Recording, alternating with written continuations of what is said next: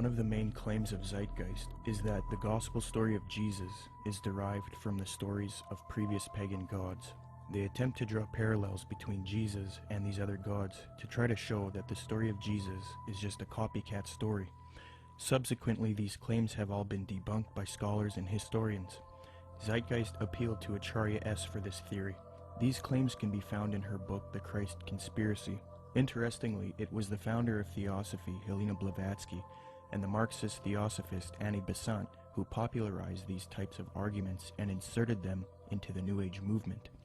The emphasis is removing uniqueness from Jesus Christ and Christianity because to the New Ager, humanity is leaving Jesus' age of Pisces, which they believe is now evil. According to them, many people are still stuck believing in Christianity, holding the world back from their new spirituality. So what better way to fix this problem than to discredit the avatar of the previous Piscean age, Jesus Christ? They will even go as far as to say Jesus never existed in order to lead people away from Christianity. Thus the masses are now on board with the new Aquarian world order. Even modern New Agers around today will utilize this deception. New Age spokesman and disciple of Alice Bailey and Theosophy, Benjamin Creme, states, quote, "The 5 major initiations which take one to liberation have their symbolic enactment in the life of Jesus." That is what the gospel story is really about. It is a very ancient story and has been presented to mankind again and again in different forms long before the time of Jesus, unquote. When one compares Acharya S.'s book, The Christ Conspiracy, to Helena Blavatsky's book, Isis Unveiled Volume 2, it becomes quite clear where Acharya got much of her material.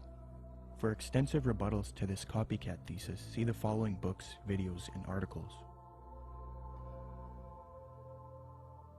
The 3 things that Zeitgeist adopts from Theosophy and Freemasonry with respect to theology are 1. The belief that the story of Jesus was copied from other religions, 2. That Jesus is a representation of the sun, and 3. That Jesus ushered in the age of Pisces. It makes sense why Theosophists would spread these views, because they want a world system for the age of Aquarius, and in discrediting Christianity and connecting Jesus to astrology, they can get apostate Christians on board. But why then does Zeitgeist spread this propaganda? Interestingly, the creator of Zeitgeist, Peter Joseph, has wanted a world system or utopia paradise on Earth since the release of the first Zeitgeist film.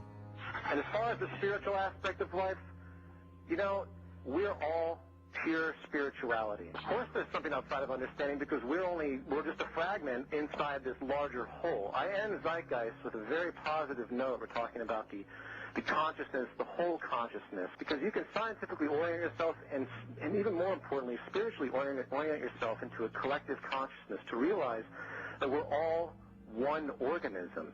And the moment people stop dividing themselves up and generating religious division, political division, the moment people stop fighting amongst themselves is the moment paradise will dawn. Similarly, Zeitgeist's main source, Acharya S., has advocated the New Age of Aquarius that the elitist Theosophists and Freemasons await in her 1999 work, The Christ Conspiracy, quote, "But the future is now, and the maneuvers are being unveiled.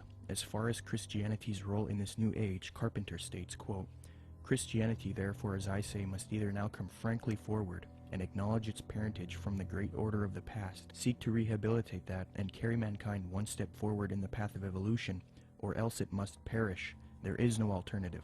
Despite the vilification of the so-called New Age movement, the fact is that we are entering into a new age. The age referred to in the gospel tale is that of Pisces, and through contrivance and duplicity, coercion and slaughter, the fish god Jesus, the Piscean solar avatar, has indeed been with us, but now it is the close of the age, and his time is over.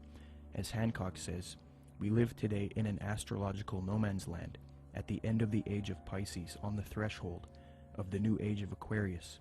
Traditionally, these times of transition between one age and the next have been regarded as ill-omened. Ill-omened verily, as the ongoing destruction of the earth and the endless warfare over ideology will indeed produce the Armageddon so long awaited and planned by those who cannot live for today but must look towards an afterlife. By realizing the cultural unity revealed behind the Christ Conspiracy, however, humanity can pull together and prevent this fall to create a better world. 75 years before Zeitgeist's main source Acharya S. penned that admission, the former president of Theosophy, Annie Besant, wrote something almost exactly the same, quote, "The equinox will reach the sign of Aquarius, coinciding the great cycle of influence. We can indeed hope to put a complete end to all the influence of the past cycle, with its tyranny, slavery, war, and cruelty. This is one of the great transitional epochs, and the karma before humanity as a whole, and to every group in particular, is to reform itself from slavery, female subjection, war, and cruelty, and establish a civilization based on humanness and interest in spiritual matters." New Age author Gail Fairfield explains what is expected for the supposed upcoming age of Aquarius. She states, quote, "The sign of Aquarius is the sign of focused concepts. It concentrates intently on developing its ideas and then applies them to the betterment of humankind. It has talent for rapidly correlating all the information available into a political, ethical, spiritual, technological system. Aquarius creates optimal features for individuals and for humanity because it needs alternatives, possibilities, and something to move towards. Overall, Aquarius is a reformer and visionary working to create its utopia," unquote. Isn't it interesting that right after Zeitgeist promoted the Aquarian New Age concepts in the first Zeitgeist film, the second film, Zeitgeist Addendum, then goes on to convince its followers to strive for a similar Aquarian one-world system, New World Order, called the Venus Project. Indeed, the solution offered by the film Zeitgeist Addendum is that humanity needs to unite into the very same thing that Theosophy and Freemasonry wants it to unite into: a one-world universal esoteric brotherhood of humanity, a new world order.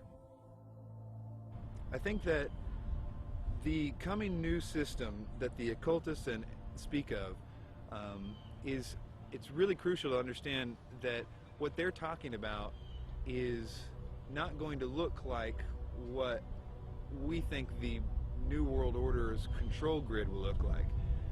They believe that the utopia will be one of a spiritual utopia, one that's free of wars and religion. It's easy for a lot of people to have idealistic views about it.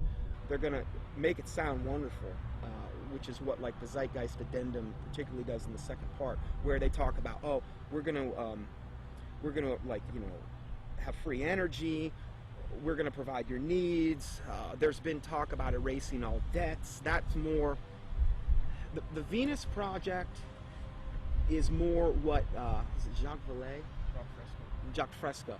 That's more what he's into. Okay, this is his utopian approach to the New World Order, where I literally heard him say on the addendum, where he said, "We'll have no laws. All laws will be done away with." I thought to myself, all law? I mean, nobody's going to have to work. It's just going to sound like wonderful. I mean, he's talking about how are people going to make livings. Well, you won't have to, and you can do whatever you want. And if you make a painting, you can give it to some. I mean, this utopian world, but it's going to come at an extremely high price regarding the mark of the beast. It's not going to be what they're cracking it up to be, and most likely, it's only going to come with massive depopulation, and they're going to probably try to pull that off a number of different ways. But you have the Zeitgeist, this utopian approach, and then you also have the way the Ascended Master, some of the Ascended Masters say will be done through a project called Nasera, which, you know, is very similar in what the Zeitgeist Addenda talks about. It's just kind of a different flavor of it all. So which one they're actually going to be able to pull off, if the Lord lets them do it, it's kind of up to the Lord. It's hard to say which way it'll go.